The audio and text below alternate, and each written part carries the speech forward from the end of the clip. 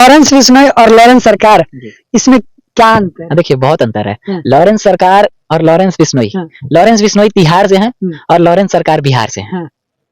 ये गजब का कॉम्बिनेशन मतलब आप समझ गए ना। हाँ। तो वो तिहाड़ से हैं और हम बिहार से हैं और हम दोनों में बहुत फर्क है। हाँ। वो देखिए उनका जो काम करने का तरीका है, देश के समाज सेवी के रूप में मैं काम करता हूँ, तो उनका काम करने का तरीका अलग है और मेरा काम करने का तरीका अलग है। जय बिहार और जय बिहारी का नारा कहाँ से स्टार्ट किए थे?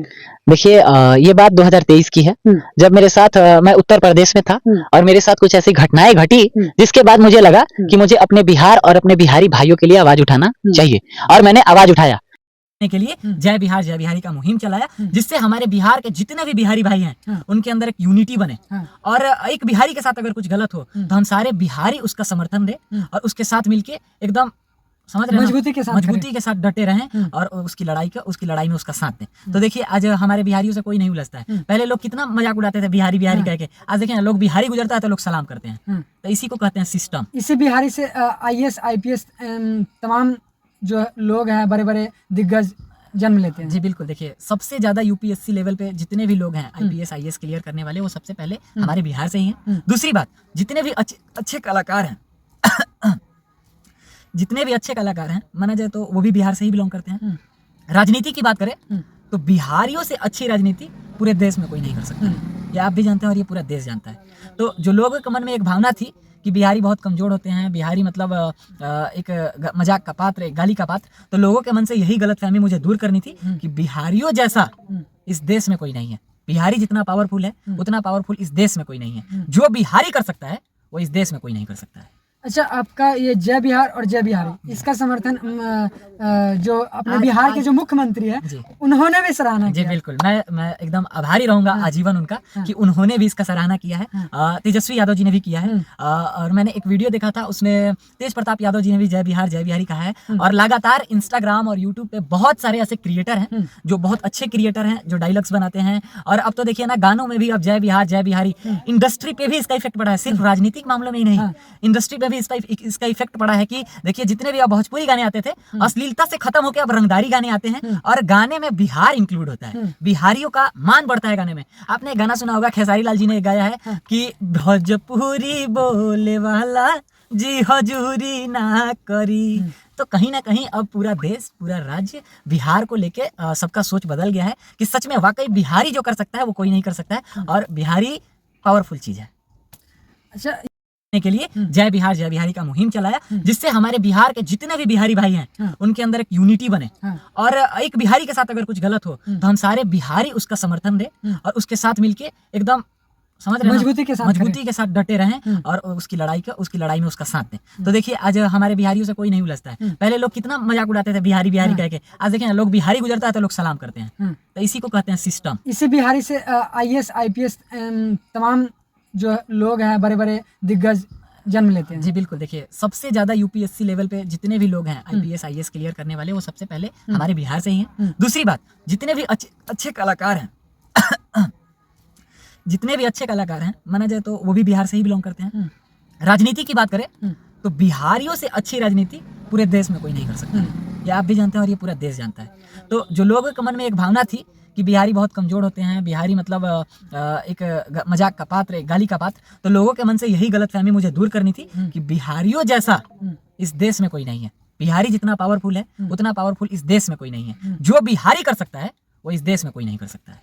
अच्छा, आपका ये जय बिहार और जय बिहारी इसका समर्थन जो अपने बिहार के जो मुख्यमंत्री है उन्होंने भी सराहना जी बिल्कुल। मैं एकदम आभारी रहूंगा आजीवन उनका कि उन्होंने भी इसका सराहना किया है। तेजस्वी यादव जी ने भी किया है और मैंने एक वीडियो देखा था उसमें तेज प्रताप यादव जी ने भी जय बिहार जय बिहारी कहा है। और लगातार इंस्टाग्राम और यूट्यूब पे बहुत सारे ऐसे क्रिएटर हैं जो बहुत अच्छे क्रिएटर हैं जो डायलॉग्स बनाते हैं। और अब तो देखिए ना गानों में भी अब जय बिहार जय बिहारी, इंडस्ट्री पे भी इसका इफेक्ट पड़ा है। सिर्फ राजनीतिक मामलों में ही नहीं, इंडस्ट्री पे भी इसका इफेक्ट पड़ा है कि देखिए जितने भी अब भोजपुरी गाने आते थे अश्लीलता से खत्म होकर अब रंगदारी गाने आते हैं और गाने में बिहार इंक्लूड होता है। बिहारियों का मान बढ़ता है गाने में। आपने एक गाना सुना होगा, खेसारी लाल जी ने गाया है कि भोजपुरी बोले वाला जी हजूरी ना करी। तो कहीं ना कहीं अब पूरा देश पूरा राज्य बिहार को लेके सबका सोच बदल गया है कि सच में वाकई बिहारी जो कर सकता है वो कोई नहीं कर सकता है और बिहारी पावरफुल चीज है। अच्छा, ये जो है आपका जय बिहार जय बिहारी, बच्चे से बच्चे तो छोड़ दीजिए, और जो बड़े बड़े लोग हैं वो भी आपका जी जी इसको मुहिम को आगे बढ़ा रहे हैं। जी बिल्कुल, तो मैंने कहा ना कि मैं आजीवन उनका आभारी रहूंगा। मैं सक्सेसफुल, कामयाबी जिसको कहते हैं ना, मेरे जीवन की सबसे बड़ी कामयाबी ये है कि मैंने एक कलंकित नाम को दूर कर दिया है। बिहारी होना एक कलंक जैसा था, दूसरे राज्य में ना बिहारियों को कोई इज्जत नहीं थी। अच्छा, क्यों ऐसा लोग करते थे? देखिए शुरू से ही था ये, मेरे बाप दादा के जमाने से ही था। लोग बिहारी को बस एक मजदूर समझते थे। हमारे यहाँ से कोई बाहर जाता था और काम करता था तो लोग उसे समझते थे ये बिहारी है, मजदूर है, इससे कुछ भी करा लो। तो देखिए हम बिहारी हैं, हम मजदूर हैं, मजबूर नहीं है, समझ रहे हैं? हम बिहारी हैं, ये हमारे खुशनसीबी की बात है, लेकिन हम मजदूर हैं, हम मजबूर नहीं है। इसका मतलब यही है कि हम आपके यहाँ गुलामी नहीं करते हैं, हमें अपना परिवार चलाना होता है। बस आके हम अपना खून पसीने की मेहनत से आपके यहाँ काम करते हैं, अपना खून बहाते हैं, और उस मेहनत की कमाई को मेहनत की कमाई से हम अपना घर परिवार, अपना भरण पोषण करते हैं। तो कहीं ना कहीं हर व्यक्ति किसी ना किसी का गुलाम होता है। तो लोगों के मन में ये शुरू से ही था कि बिहारी ही मजदूर होता है, बिहारी ही गुलाम होता है। बस इसी चीज को दूर करना था। अच्छा, आप बिहार के लेकर के बात कर रहे हैं, तो बिहार को बढ़ाने के लिए आपके पास क्या क्या मुख्य उद्देश्य हैं? देखिए सबसे पहले तो शिक्षा पे बात करना है मुझे, कि बिहार का जो शिक्षा ये व्यवस्था है बहुत ही खराब है। यहाँ पे ग्रेजुएशन करने के लिए लोगों को 5 साल का वक्त लग जाता है। अच्छा, मेरी जो पढ़ाई हुई है कोलकाता से हुई है, वेस्ट बंगाल, पश्चिम बंगाल से मेरी पढ़ाई हुई है। मैं वहाँ से 12 पास आउट किया था। उसके बाद ग्रेजुएशन आपको बता रहा हूँ, वहाँ पे ग्रेजुएशन 3 साल में हो जाते हैं, और लेकिन यहाँ पे ग्रेजुएशन होने के लिए 5 साल या 6 साल भी लग जाता है। यहाँ लोगों की जिंदगी से, लोगों को मतलब लोगों के शिक्षा के साथ खिलवाड़ किया जाता है। एक व्यक्ति को फ्यूचर बनाने में मात्र 22 साल तक का वक्त होता है कि वो बच्चा अपने जिंदगी में कामयाबी हासिल कर ले। उसके बाद उसका शादी विवाह होगा, वो अपने फैमिली को अब आगे बढ़ाने का काम करेगा। लेकिन जब वो बच्चा 25 साल में ग्रेजुएशन करेगा तो उसके बाद उसके आगे की पढ़ाई कहाँ से करेगा? तो सरकार को सबसे पहले ये शिक्षा व्यवस्था ठीक करनी चाहिए। ग्रेजुएशन का जो सही वक्त है उस पर ग्रेजुएशन करा देना चाहिए। उसके बाद जो आगे की पढ़ाई है उसके भी व्यवस्था को एकदम ठीक करना चाहिए। आपने देखा होगा कि हमारे यहाँ चीट का बहुत ज्यादा, इसकी वजह से हमारा बिहार बदनाम रहा है। तो सरकार चाहे तो सब कुछ कर सकता है, सरकार कड़ी सुरक्षा दे सकती है, सरकार चाहे तो इसकी व्यवस्था को बहुत मतलब कड़ी भी कर सकती है। देखिएगा कि एग्जाम में बहुत सारे लोग जो समय के वजह से, रोड पे ट्रैफिक की वजह से सही टाइम पे स्कूल या कॉलेज में नहीं पहुंच पाते हैं, इसके वजह से भी हर साल बिहार में ये बवाल उठता है। तो इस पे भी सरकार को ध्यान देना चाहिए। उसके बाद जो है स्वास्थ्य पे सबसे ज्यादा ध्यान देना चाहिए। अच्छा, पीएमसी जी, एक सेकंड, आपने ग्रेजुएशन की बात की, और ग्रेजुएशन से क्या क्या फायदे हैं? ग्रेजुएशन से बहुत फायदे। क्या ग्रेजुएशन के बाद आप लॉ की पढ़ाई कर सकते हो। ग्रेजुएशन के बाद आप साइंस लेके डॉक्टर की पढ़ाई कर सकते हो, कॉमर्स लेके MBA कर सकते हो, मास्टर्स कर सकते हो। तो ग्रेजुएशन एक कुंजी है। ग्रेजुएशन का लेवल पार करने के बाद ही आपको मास्टर्स का डिग्री मिलता है। अच्छा, डिग्री तो तमाम हर चीज़ों की मिलती है, लेकिन स्किल की जरूरत इसमें ज़्यादा है बिहार को आगे बढ़ाने के लिए, या फिर डिग्रियों की? देखिए जब हम 6 साल में ग्रेजुएशन करेंगे तो हम क्या करेंगे? दूसरे के यहाँ जाके मजदूरी ना करेंगे। 3 साल में यही हमारा ग्रेजुएशन कंप्लीट होगा, तो हमारा वो जो 3 साल है उस 3 साल में हम डिग्री लेके कहीं नौकरी कर रहे होंगे। लेकिन ये 6 साल का वक्त ही हम बिहारियों को मजदूर बनाता है। इसमें सरकार से क्या कहेंगे? सरकार से कहना क्या, मैं दोषी ठहराता हूँ सरकार को। सबसे खराब व्यवस्था अगर है तो ये शिक्षा व्यवस्था है। इस पे सरकार को ध्यान देना चाहिए। ग्रेजुएशन 6 साल का नहीं, जो जायज 3 वर्ष का समय है, ये 3 वर्ष पे ही ग्रेजुएशन करा देना चाहिए। अब तो 4 साल की कर दी है सरकार ने। कहाँ हो रहा है? देखिए ना, JP यूनिवर्सिटी कहाँ है, 4 साल का है कि तो 6 साल लगा दे रहे हैं। नहीं, सही समय पे देखिएगा, एग्जाम के टाइम पे पता चलता है कि पेपर पहले ही लीक हो गया। कहाँ पे पहले पेपर लीक होता है? पोस्टपोन्ड हो जाता है, उसका एग्जाम डेट पोस्टपोन्ड हो जाएगा। उसके पहले क्या होगा कि चीटिंग का वो निकल जाएगा। तो इसमें क्या है, 5 साल हो जाता है, 5 साल से 6 साल हो जाता है पेपर लीक करने का केसेस है। तो अगर सरकार इसकी दोषी नहीं है तो हम थोड़ी हैं। हमको तो बस पढ़ने से मतलब है। हमको पता है कि अगर एग्जाम मेरा अगले साल 22 तारीख को है तो हम तो प्रिपेयर है ना कि हमारा एग्जाम 22 तारीख को। अब उस बीच इलेक्शन है और सरकार कही कि एग्जाम 2025 में नहीं होगा, ये एग्जाम 2026 में, तो इसका दोषी कौन होगा? सरकार ही होगा। तो सबसे पहले सरकार को इस व्यवस्था पे ध्यान देनी चाहिए। सरकार तो ऐसे भी करती है, जब इलेक्शन आती है तो पोस्टपोन कर दिया जाता है एग्जाम को। वही बात मैं कह रहा हूँ कि इलेक्शन, आप सोच रहे हैं ना कि बच्चों की जिंदगी इंपॉर्टेंट नहीं है, बच्चों का भविष्य जरूरी नहीं है, लेकिन यहाँ पे इलेक्शन बहुत जरूरी है। बच्चे के साथ वो सिर्फ एक बच्चे का एग्जाम नहीं होता है, बिहार के हजारों बच्चे होते हैं, बिहार के लाखों बच्चे होते हैं जिनका ग्रेजुएशन हो रहा होता है। तो आप लाखों बच्चों की जिंदगी के साथ खेल रहे हो। शिक्षा का सबको अधिकार है, लेकिन आप शिक्षा के सिस्टम से खिलवाड़ कर रहे हो। आपको अपना इलेक्शन प्यारा है, लेकिन उस बच्चे के भविष्य की फिक्र नहीं है। तो सबसे बड़ा अगर दोषी कोई है तो ये सिस्टम दोषी है, और यहाँ की सरकार, बिहार सरकार दोषी है इसकी। जी, आप दूसरा आपका क्या उद्देश्य है जो बिहार को? देखिए सबसे बड़ी कमी, जो दूसरी कमी है वो है स्वास्थ्य।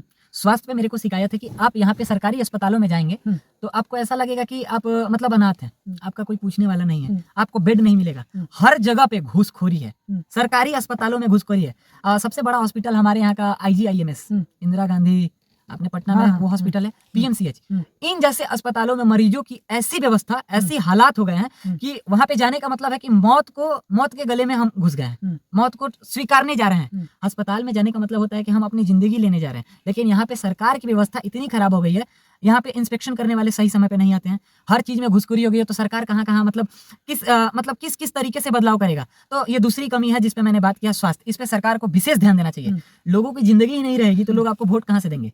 आप बदलाव किसके लिए करेंगे जब हम सेहतमंद नहीं होंगे? अच्छा, हमको यहाँ फीवर है, चुनाव नजदीक हो तो हम वोट देने जाएंगे? नहीं देने जाएंगे। हमको यहाँ कोरोना हो गया हो, अस्पताल का सिस्टम है खराब हो तो हम वोट देने जाएंगे? नहीं देने जाएंगे। तो सबसे पहले आपको इन सब व्यवस्थाओं पे एकदम सही तरीके से ध्यान देना चाहिए। अच्छा, उसके बाद दरभंगा में अब एम्स बनने जा रहा है। तो देखिए, बनने को तो आप कुछ भी बनवाइए ना, सिस्टम सुधारिए, आप कुछ भी बनवाइए, लेकिन वहां पे घुसखोरी होगा तो फिर बन के फायदा ही क्या होगा? आपको उस पर सुधार करना होगा ना। एक ही अस्पताल हो लेकिन वहां पे सब कुछ मुफ्त में हो तो उसका नाम होगा। 100 गो अस्पताल है, सब में घुसखोरी है तो लोग प्राइवेट अस्पताल में ना जाएंगे। तो आपको इन जैसे सिस्टमों में सुधार करना होगा। सरकार को सबसे पहले इस चीजों पर ध्यान देना चाहिए। और लेकिन कोसी सीमांचल में जो है एम्स की बहुत जरूरत है, लेकिन यहाँ सरकारी अस्पताल में लोग क्यों जाते हैं? सरकारी अस्पताल में मिडिल क्लास के लोग जाते हैं, पिछड़े वर्ग के लोग जाते हैं, गरीब लोग जाते हैं। वो इसलिए क्योंकि वहां का दवाई, उसका पैसा सरकार देती है, वहां का इलाज सरकार के हित में होती है। तो जब उन जैसे संस्थानों में भी घुसखोरी आ जाएगा तो मरीज है वो तो ऐसे ही मर जाएगा ना। हम तो प्राइवेट अस्पताल में भी इलाज करवा सकते हैं। आप देखिएगा, आज के अत्याधिक लोग हैं जो सरकारी अस्पतालों को प्रीफर नहीं करते हैं। उनको एक छोटा सा बुखार होना तो भी वो प्राइवेट डॉक्टर के पास जाते हैं। उनको किडनी में सूजन हो जाना तो भी वो सरकारी अस्पताल में नहीं जाते हैं, क्योंकि वो जानते हैं कि प्राइवेट वाले से ज्यादा घुसखोरी अब सरकारी अस्पतालों में हो गई है। पटना पे आवाज नेताओं क्यों नहीं उठा रहे हैं? ये उनका आपसी मामला है। मैं अभी जाके हॉस्पिटल नहीं बनवा सकता हूँ। नहीं बनवा सकते, लेकिन आपको क्या लगता है कि सीमांचल में लगना क्या है सर? जो पहले से अस्पताल बना है साला उसमें ही इलाज नहीं हो रहा है। आप नया अस्पताल का बात करें, मतलब हम क्या बोले, गुस्सा तो इतना आता है कि मन करता है छोड़िए, जाने दीजिए। नए अस्पताल का जरूरत नहीं है। जो पुराना अस्पताल है ना, पहले उसी में आप लोग ठीक से इलाज करो, उसी का घुसखोरी बंद करो, उसके बाद आप 500 अस्पताल बनाओ, उससे हमें कोई फर्क नहीं पड़ता है। और तीसरा क्या उद्देश्य है? तीसरा उद्देश्य यही है, जैसे हम लोग अभी बैठे हैं, बेरोजगार है तभी ना बैठे हैं। हम क्या कर रहे हैं? बेरोजगार है तभी ना बैठे हैं जी। हमारे पास रोजगार होता तो हम आपको इतना वक्त देते हैं। 40 मिनट का इंटरव्यू हो गया, हमारे पास रोजगार होता तो हम यहाँ नहीं होते। 40 मिनट में हम 4 लाख रुपया कमा सकते थे। बेरोजगारी है तभी ना हम यहाँ है जी। तो सबसे बड़ी कमी जो है, ये तीसरी कमी है, बेरोजगारी। हमारे बिहार में रोजगार नहीं है। सरकार को हमारे यहाँ पे रोजगार पे ध्यान देना चाहिए, फैक्ट्रीज पे ध्यान देना चाहिए। जो कल कारखानाएं बंद हो गई हैं, जो प्रॉपर्टी सीज पड़ी हैं, उसको खोलने का प्रयास करना चाहिए। बहुत सारे शुगर फैक्ट्री हैं जो बंद पड़े हैं। अगर वो एक शुगर फैक्ट्री खोला जाए तो उसमें 300 लोगों की जिंदगी, दिनचर्या कटने लगेगी। तो क्यों ऐसे मतलब कि फैक्ट्रीज को बंद करके रखा गया है? सरकार के हाथ में सब कुछ है। पेपर सर्च करो, जो भी आपको क्लेम्स मिले हैं वो क्लेम्स हटाओ, उसके बाद वो फिर से फैक्ट्री। बिहार में कितनी फैक्ट्री? इससे मुझे क्या फर्क पड़ता है? इससे मेरे को क्या लेना देना? हम बेरोजगार हैं, आप बेरोजगार हैं। लेकिन सर तो कह रहे हैं कि हम लाखों की नौकरियां दे रहे हैं। कहाँ दे रहे हैं सर? कहाँ दे रहे हैं? अभी बिहार पुलिस का जो है सभी का रिजल्ट आया है, टीचर में एक बार आ जाए, 14 बार पेपर लीक हो जाए। और जो अभी बीच में ये जो पेपर लीक हुआ था, इसका बीपीएससी का पेपर लीक हुआ था, उसमें जो सैकड़ों लाखों बच्चों की जिंदगी गई, उसका क्या? तो एक बार ठीक होना नहीं होता। अगर सिस्टम हम सुधार रहे हैं तो एकदम हमेशा के लिए सिस्टम पे ध्यान देंगे और सिस्टम को सुधारते रहेंगे और जड़ से इसका समाधान करेंगे जी। अच्छा, आगे और आपका बिहार के लिए क्या अच्छा कार्य करेंगे आप? देखिए, हम कोई नेता नहीं है, लेकिन हम चाहते हैं कि नेता लोग हमारी बात सुने। देखिए, मैं अपने लिए भीख नहीं मांग रहा हूँ, मैं अपने बिहारी लोगों के लिए मांग रहा हूँ। मैं सरकार के सामने हाथ जोड़ता हूँ, अगर हमारे यहाँ रोजगार रहेगा, हमारे यहाँ फैक्ट्रीज रहेंगी, तो हम दूसरों के गुलाम नहीं कहलाएंगे। अपने घर में हम झाड़ू पोछा कर सकते हैं, अपने घर में हम साफ सफाई कर सकते हैं, अपने घर में अगर वो नाली का पानी उठाना हो ना तो हम उठा सकते हैं। लेकिन क्या आप अपने पड़ोसी के घर उठाएंगे? नहीं उठाएंगे। आपको शर्मिंदगी महसूस होगी। तो सबसे बड़ी शर्मिंदगी यही है कि हमें दूसरों के यहाँ जाके काम करना पड़ता है। अगर हमारे यहाँ रोजगार होगी तो हमें जिल्लत भरी जिंदगी नहीं झेलनी होगी। हम यहीं पे काम करके अपने परिवार का भरण पोषण कर सकते हैं और ये जिल्लत भरी जिंदगी से मुक्त हो सकते हैं। तो सबसे बड़ी व्यवस्था जो है, ये रोजगार की व्यवस्था आपको यहाँ ठीक करनी चाहिए, ताकि हमें दूसरों का गुलाम ना बनना पड़े जी। तो ये थे हमारे लॉरेंस सरकार जो इतनी महत्वपूर्ण बातें बताई बिहार को लेकर के। जो सभी जो नेताएं हैं, जो सरकार है, उनको जो है इन बातों को अमल करना चाहिए और बिहार को आगे बढ़ाने के लिए इनके जो समस्याएं हैं, जो बिहार को लेकर के समस्याएं हैं, इनके पास स्वास्थ्य और रोजगार, शिक्षा, स्वास्थ्य और रोजगार, मैं बार बार ये चीज कह रहा हूँ, इन 3 चीजों पर सरकार को विशेष ध्यान देना चाहिए, क्योंकि ये 3 चीजें ही एक व्यक्ति के पूरे जिंदगी को पार करा सकती है। और सिर्फ एक व्यक्ति की नहीं, ये पूरे बिहार की बात कर रहा हूं मैं।